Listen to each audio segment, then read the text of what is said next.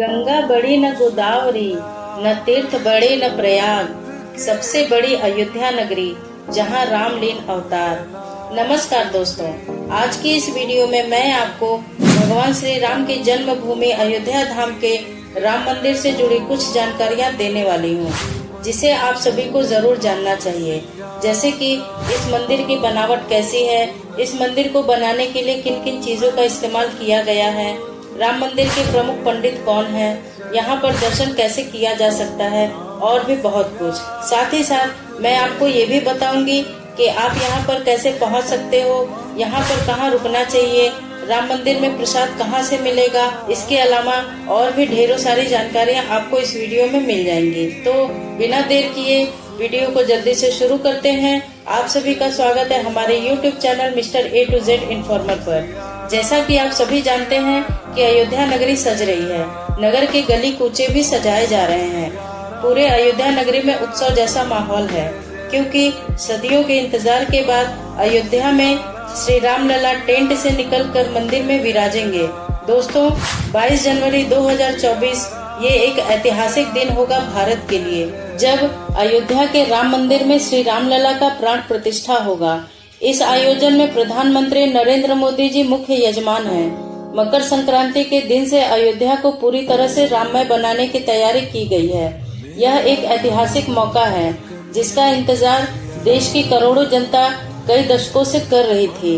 आपको बता दें कि विश्व हिंदू परिषद ने 1989 में राम मंदिर आंदोलन की शुरुआत की थी। इसके बाद राम मंदिर देश की राजनीति का हिस्सा बन गया था। 6 दिसंबर 1992 को बाबरी मस्जिद ध्वस्त होने के बाद राम मंदिर का मामला देश की अदालत में पहुंचा। 9 नवंबर 2019 को सुप्रीम कोर्ट ने ऐतिहासिक फैसला सुनाया था, जिसके बाद राम जन्मभूमि पर मंदिर बनाने की राह आसान हो गई। अब जानते हैं कि अयोध्या राम मंदिर से जुड़ी कुछ खास बातों के बारे में। भगवान श्री राम एक सूर्यवंशी राजा थे। इसी चीज को दर्शाते हुए श्री राम की नगरी अयोध्या में जगह जगह सूर्य स्तंभ लगाया जा रहा है। मंदिर परिसर में कांस्य धातु की बनी विशाल जटायु की प्रतिमा भी लगाई गई है। इस आयोजन में भारत ही नहीं बल्कि कई देश भी हिस्सा ले रहे हैं और अपना योगदान दे रहे हैं। रामलला की प्राण प्रतिष्ठा के समारोह के लिए थाईलैंड के राजा ने वहां की मिट्टी भेजी है। कंबोडिया से सुगंधित हल्दी भी आई है।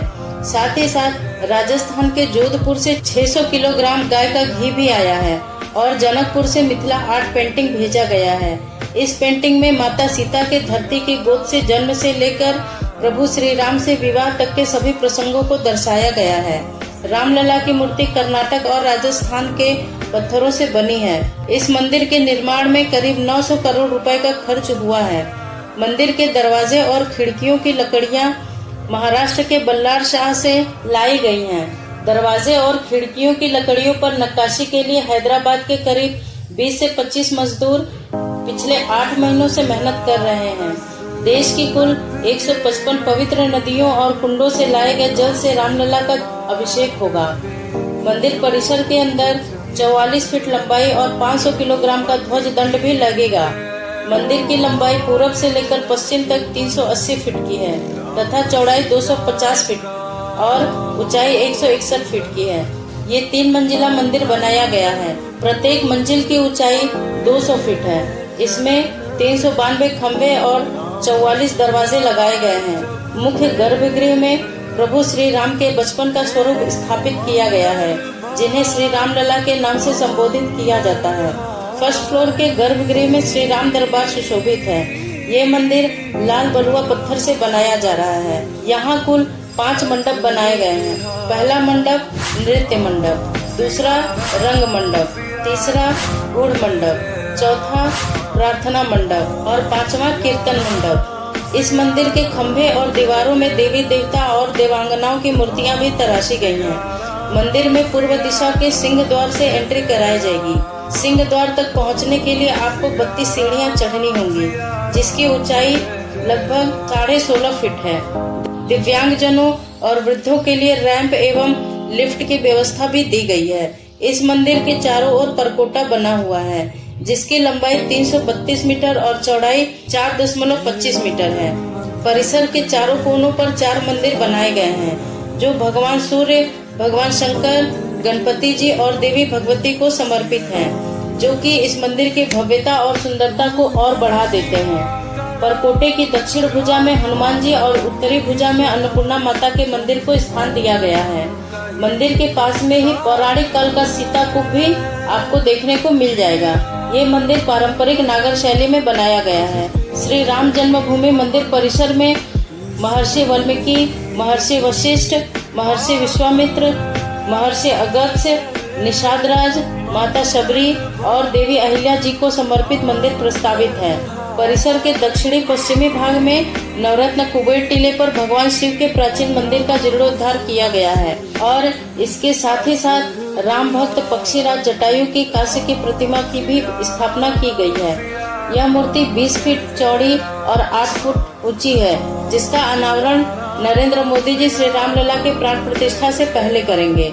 आपको ये जानकर हैरानी होगी कि इस मंदिर के निर्माण में कहीं भी स्टील, लोहे जैसी किसी भी चीज का प्रयोग नहीं किया गया है।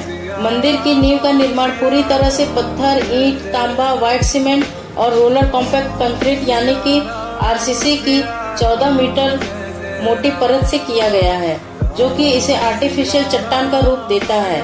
जमीन की नमी से सुरक्षा करने के लिए ग्रेनाइट का उपयोग करके 21 फीट ऊंचे चबूतरे का निर्माण किया गया है। मंदिर परिसर में एक sewage treatment plant, water treatment plant, fire safety के लिए वाटर सप्लाई और एक इंडिपेंडेंट पावर स्टेशन की भी व्यवस्था की गई है। तीर्थयात्रियों को चिकित्सा की सुविधाएं और लॉकर फैसिलिटीज प्रदान करने के लिए 25,000 लोगों की क्षमता वाला एक तीर्थयात्री सुविधा केंद्र यानी कि पीएफसी का निर्माण किया गया है।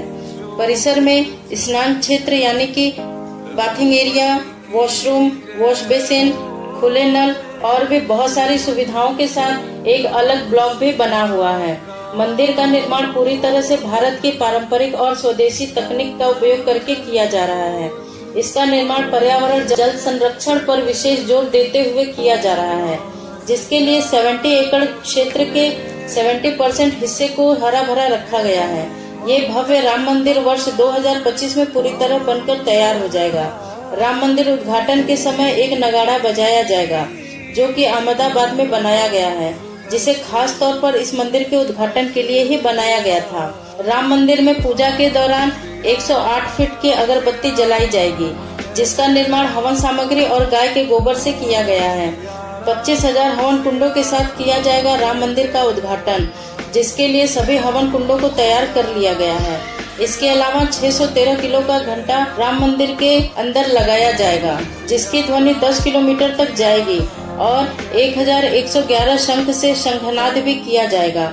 इसके साथ ही साथ 1 किलो सोने और 7 किलो चांदी से तैयार किया गया है भगवान श्री राम की चरण पादुका, जिसे भगवान श्री राम को पहनाया जाएगा। इस मंदिर के नीचे लगभग 200 फीट की गहराई में एक टाइम कैप्सूल भी रखा गया है, जो भविष्य में मंदिर निर्माण के बारे में बताएगा। मंदिर का नींव रखने के लिए 2587 पवित्र स्थान से मिट्टी लाई गई है। इसके अलावा भगवान श्री राम और माता सीता की मूर्तियां बनाने के लिए शालिग्राम पत्थर का इस्तेमाल किया गया है। अब जानते हैं कि इस पवित्र मंदिर के सौभाग्यशाली पुजारी कौन हैं, उनका चयन कैसे हुआ और भी बहुत कुछ। लगभग 1 साल से अयोध्या राम मंदिर के पुजारी पद की प्रक्रिया चल रही है, जिसमें 3000 पंडित रामलला के इस भव्य मंदिर के पुजारी पद को प्राप्त करने के लिए कठिन परीक्षा और इंटरव्यू दे चुके हैं। इन 3000 पुजारियों में से 22 वर्षीय पंडित मोहित पांडे का अयोध्या राम मंदिर में मुख्य पुजारी पद के रूप में चयन कर लिया गया है। इस पद के इंटरव्यू में रामलला की पूजा अर्चना से लेकर कई सवाल पूछे गए थे, जैसे रामनंदनी परंपरा क्या है, संध्या वंदन क्या है, इसकी विधि क्या है, श्री राम की पूजा अर्चना का मंत्र क्या है और भी बहुत कुछ। इन सभी प्रश्नों के उत्तर देने के बाद उनके वेदों पुराणों का ज्ञान भी देखकर और उनके व्यक्तिगत दैनिक दिनचर्या को देखते हुए पंडित मोहित पांडे को इस परम पद के लिए नियुक्त किया गया। अब बात करते हैं कि आप यहाँ पर कैसे पहुँच सकते हो। अगर आप अयोध्या ट्रेन से जा रहे हो तो आपको फैजाबाद जंक्शन या अयोध्या रेलवे स्टेशन तक आना होगा। रेलवे स्टेशन पहुंचने के बाद मात्र 5 किलोमीटर का सफर तय करके आप राम मंदिर तक पहुंच जाएंगे। स्टेशन के बाहर ही आपको राम मंदिर जाने के लिए कई साधन मिल जाएंगे। इसके अलावा अगर आप बाय रोड अयोध्या जाना चाहते हैं तो लखनऊ, दिल्ली समेत कई प्रमुख शहरों से सीधी बस सेवा के जरिए भी अयोध्या पहुंचा जा सकता है। और अगर आप फ्लाइट से अयोध्या जा रहे हैं तो अयोध्या में ही मर्यादा पुरुषोत्तम श्री राम एयरपोर्ट बना हुआ है। एयरपोर्ट से राम मंदिर के बीच की दूरी करीब 10 किलोमीटर की है। इंडिगो की तरफ से यहाँ उड़ान की सेवा शुरू की जा रही है। फिलहाल दिल्ली और अहमदाबाद से अयोध्या के लिए फ्लाइट मिल जाएगी। आप अयोध्या के पड़ोसी शहरों जैसे लखनऊ, गोरखपुर या वाराणसी एयरपोर्ट पर उतरकर आप बस या ट्रेन के जरिए भी डायरेक्ट अयोध्या पहुंच सकते हैं। अब बात करूं कि यहाँ पर रुकने की क्या व्यवस्था है, तो अयोध्या में रुकने के लिए बहुत सारी धर्मशालाएं अवेलेबल हैं, जिनमें से कुछ बजट धर्मशालाओं के बारे में मैं आपको बता देती हूँ, जिनमें से आप किसी भी धर्मशाला में रुक सकते हैं। जैसे श्री रामलला सदन देवस्थान ट्रस्ट, यहाँ पर आपको 100 से 150 रुपए तक के रूम मिल जाएंगे। श्री जानकी महल ट्रस्ट, यहाँ आपको 150 से 250 तक के रूम मिल जाएंगे। श्री बिरला धर्मशाला, यह धर्मशाला बिरला परिवार द्वारा संचालित किया जाता है। यहाँ आपको 200 से 300 रुपए तक के रूम मिल जाएंगे। इसके बाद है श्री गोहाई धर्मशाला, यहाँ 250 से 350 तक के रूम्स अवेलेबल हैं। और श्री बालाजी धर्मशाला, यहाँ पर आपको 300 से 400 रुपए में रूम मिल जाएगा।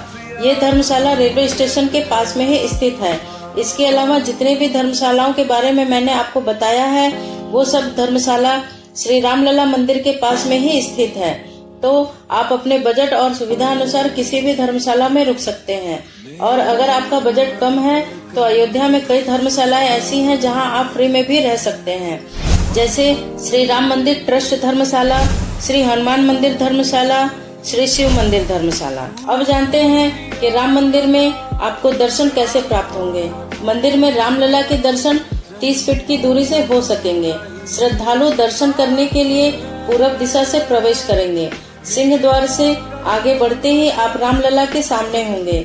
रामलला के सुंदर दर्शन करने के बाद आप बाएं साइड से आगे निकलकर पीएफसी भवन से सामान लेकर बाहर निकल जाएंगे। लेकिन कुबेर टीला जाने के लिए आपके पास अनुमति पत्र होना जरूरी है।